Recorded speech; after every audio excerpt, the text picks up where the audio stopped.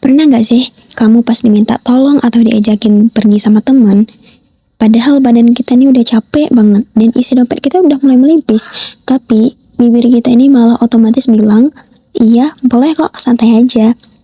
Padahal semenjak kata iya itu keluar, di dalam hati kamu tuh langsung miso-miso sendiri, nyesel setengah mati, terus ngebatin, duh kenapa sih gue gak bisa nolak dari kemarin?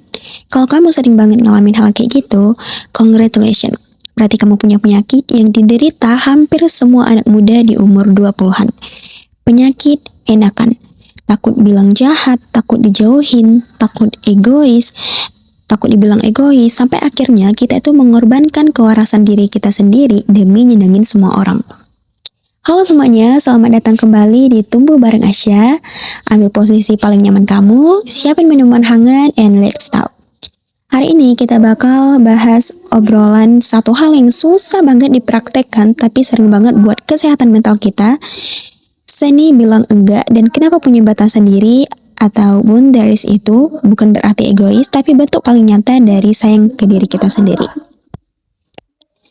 Coba deh, kenapa kita sering bilang kata enggak dan itu rasanya susah banget kayak lagi ngangkat beban 100 kilo. Setiap kali ada orang yang minta tolong, entah itu minjem uang, minta diantarin ke suatu tempat, atau bahkan cuma numpang curhat tengah malam pas kita udah mau tidur. Otak kita tuh langsung mikir yang aneh-aneh. Duh, kalau gue tolak nanti dia tersinggung gak ya? Nanti dia mikir gue anak yang pelit. Dia mikir nanti kalau gue ini orang egois. Duh, nanti pas gue butuh bantuan dia balas gak ya?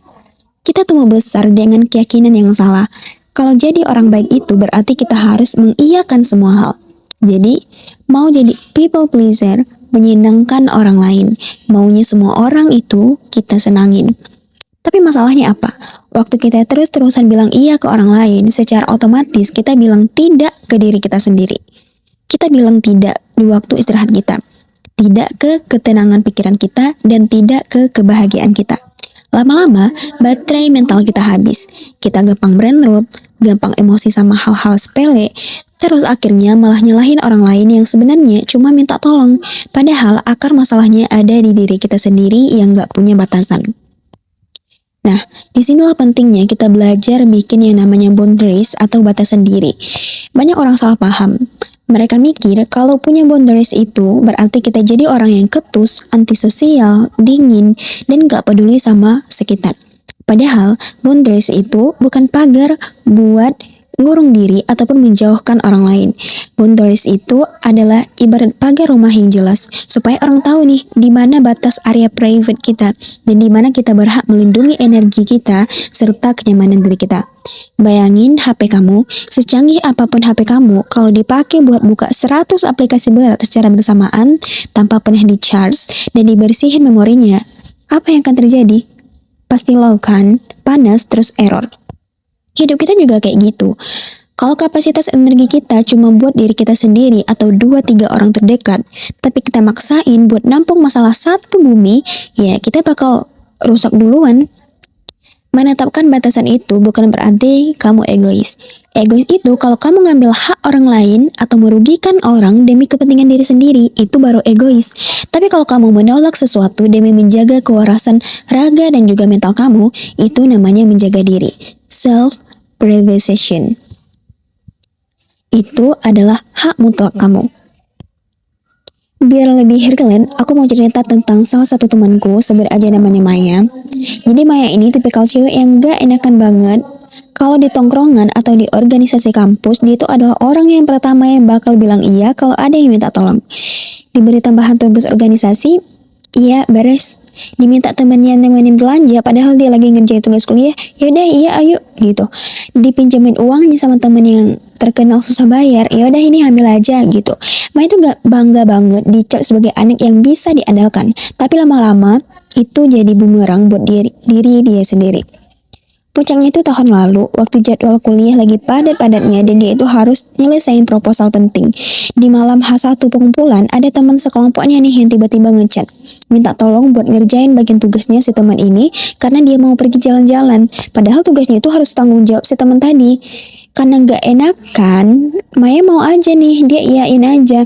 Dia begadang semalaman, suntuk, ngerjain tugas double, sampai matanya merah dan kepalanya pusing parah. Besok paginya, tugasnya memang beres, tapi fisik Maya ambruk. Dia pingsan di toilet kampus gara-gara kelelahan ekstrim atas dan lambungnya angkut. Tahu apa yang paling menyakitkan?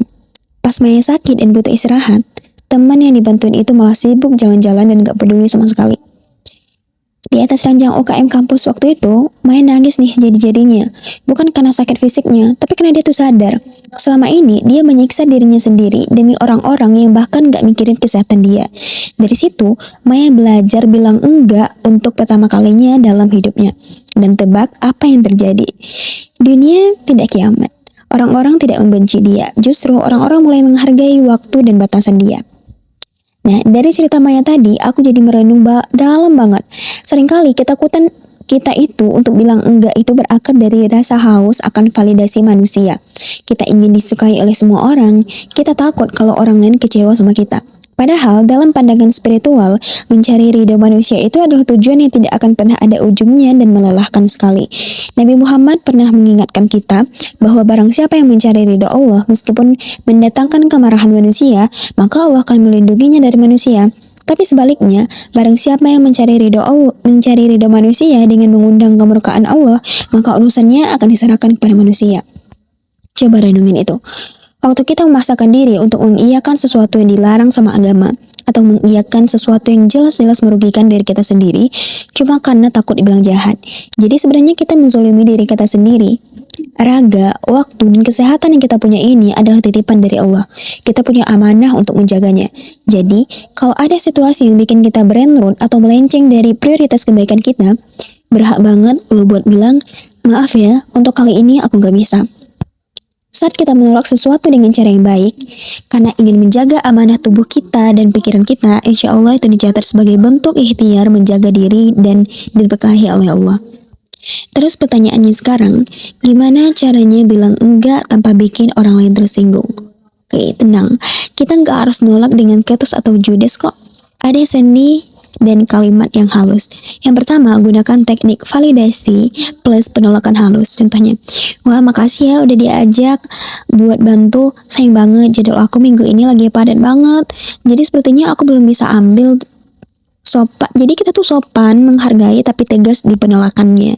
Yang kedua, jangan terlalu banyak kasih alasan atau klarifikasi. Ini yang paling penting.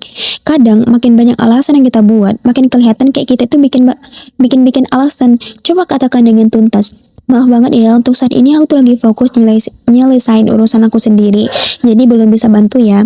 Nah, orang yang dewasa itu bakal ngerti dan menghormati batasan itu. Jadi mulai hari ini, yuk bareng-bareng melepaskan beban penyakit gak enakan, penyakit bilang enggak untuk hal-hal yang menguras energi kita, dan kita bilang iya untuk ketenangan diri kita sendiri. Ingat ya teman-teman, pelan-pelan gak apa-apa. Menjaga kewarasan bukan berarti kamu tuh egois. Kita tumbuh bareng di sini, di ruang aman ini, sambil belajar lebih sayang sama diri sendiri dan dekat sama Sang Pencipta. Kalau obrolan ini relate banget sama kamu, yuk dukung terus channel Tumbuh Bareng Asya dan klik tombol subscribe, like, and share video ini ke sahabat ataupun orang tersayang yang mungkin butuh dengar pesan ini. Tulis juga di kolom komentar, siapa nih yang masih sering gak enakan? Ceritain pengalaman kamu di bawah ya. Oke, aku Asya pamit undur diri. Assalamualaikum.